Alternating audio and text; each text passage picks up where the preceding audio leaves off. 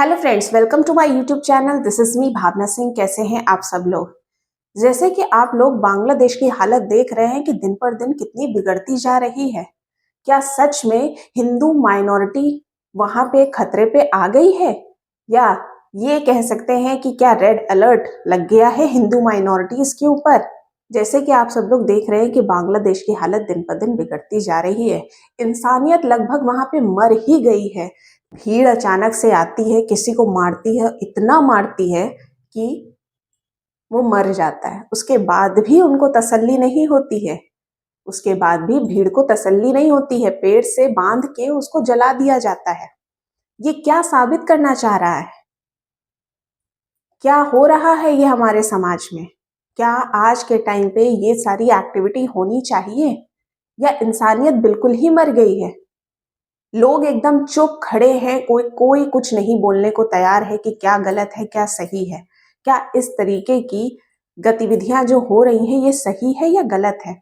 ये जो situation create हो रही है ये दर्शाती है कि बांग्लादेश में इतना पॉलिटिकल अनरेस्ट हो रखा है, पॉलिटिकल इंस्टेबिलिटी है, कोई अकाउंटेबिलिटी नहीं है, लॉ एंड ऑर्डर मेंटेन नहीं हो पा रहा है।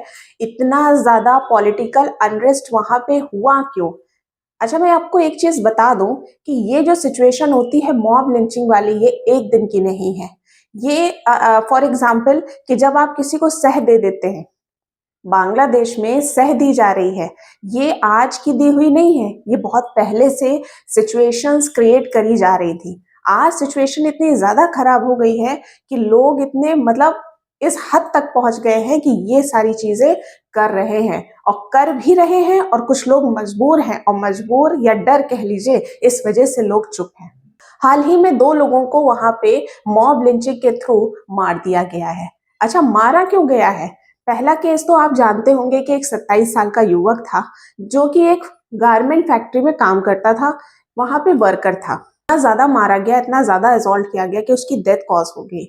बट फिर भी ये लोग जो मॉब लिंचिंग कर रहे, मॉब लिंचिंग मतलब जो हमारी भीड़ है, ये वहां रुकी नहीं। पेड़ से टाई अप करके उसको जला दिया गया। दूसरा केस आया कि उस पे आरोप लगाया गया कि ये एक्सटॉर्शन कमिट करते हुए पकड़े गए, मतलब he was attempting to commit extortion, इसलिए इनके साथ ये सारी एक्टिविटी करी गई। मॉब यानी भीड़ ने बहुत मारा, इतना मारा कि पुलिस ने इंटरवीन भी किया, हॉस्पिटलाइज भी कराया, बट फिर भी डेथ हो गई। इतनी ज्यादा चोटें आई थी कि वो मर गया, सरवाइव नहीं कर पाया। The interim government in Dhaka, जो ढाका में इंटरिम गवर्नमेंट है, वो अपना स्टेटमेंट देती है कि it was merely an accident, ये एक्सीडेंट था, ये अनफॉर्चुनेट कंडीशन हो गई। But the interim government aided that it was not at all communally motivated incident, मतलब एक पर्टिकुलर कम्युनिटी को टारगेट नहीं किया जा रहा है, उनका ऐसा कहना है। बट क्या सच में ऐसा कुछ हो रहा है? क्या पर्टिकुलर हिंदूज को टारगेट किया जा रहा है? बांग्लादेश पहले पाकिस्तान का पार्ट था। पाकिस्तान में ये सारी चीजें होती थी कि कम्युनल वॉयलेंस होता था। तो क्या बांग्लादेश भी पाकिस्तान की राह पे निकल चुका है? बांग्लादेश की जितनी पॉपुलेशन है उसका 8% वहां पे हिंदू है। Lack of law and order, violation of due process of law, social security, accountability एकदम जीरो हो गई है। वहां पे रहना सेफ नहीं है। मैं आपको बता दूं कि मॉब लिंचिंग इज इलीगल। ये डिस्करेज करती है ये सारी एक्टिविटी को। और अगर ऐसी एक्टिविटी हो रही है तो अकाउंटेबिलिटी किसकी है? कौन है अकाउंटेबल? कौन इसकी लायबिलिटी लेगा? कौन इसकी रिस्पॉन्सिबिलिटी लेगा? क्या एक राष्ट्र में ऐसी कुछ एक्टिविटी होनी चाहिए? This lynching is not an isolated incident. ये लिंचिंग जो हुई है ये आइसोलेटेड नहीं है, ये केवल एक इंसिडेंट नहीं है, ऐसे बहुत सारे इंसिडेंट देखने को मिलते हैं। बट ऐसा होता क्यों है? कभी आपने इस पे गौर किया है कि होता क्यों है? क्यों आप लोग ही एक दूसरे के जान के दुश्मन बन गए हैं? अगर किसी की गलती है तो लॉ एंड ऑर्डर के थ्रू भी तो उस चीज को मेंटेन किया जा सकता है। क्या जरूरी है कि आप जो है एकदम भीड़ के साथ आए और किसी को इतना गंदी तरीके से, इतनी ब्रूटली मारे कि उसकी डेथ कॉज हो जाए? क्या आपके पास ये राइट है? है राइट? तो बताइए मुझे। ये जो इंसिडेंट हो रहे हैं, ये इंसिडेंट तो सिर्फ ये दिखाते हैं कि कम्युनिटी वायलेंस कितना बढ़ता जा रहा है। पर्टिकुलर रिलीजन को टारगेट किया जा रहा है। मियर ब्लास्फेमी के चार्जेस पे इतना ब्रूटली मारा जा रहा है कि इंसान की डेथ हो जा रही है।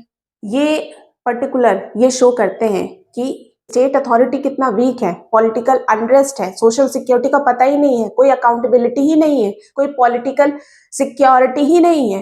कौन रहेगा बताइए ऐसे देश में जहां इतने सारे मुद्दे रेज हो रहा है, back to back death cause हो रही है। कौन है जिम्मेदार इसके लिए?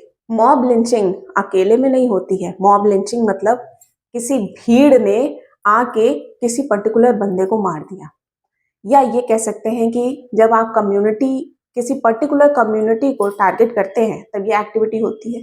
सब करना सही है, वो भी आज के टाइम पे जब आप इतने पढ़े लिखे हैं कि आपको सही गलत पता है। उसके बाद ये सारी चीजें क्यों लोग चुप हैं? आखिर लोग चुप क्यों हैं? और ये चुपचाप देख भी रहे हैं और सुन भी रहे हैं। बांग्लादेश में ये जो गतिविधियां हो रही हैं उसमें आप क्या कहना चाहेंगे? आपकी क्या राय है? Do let me know in the comment section.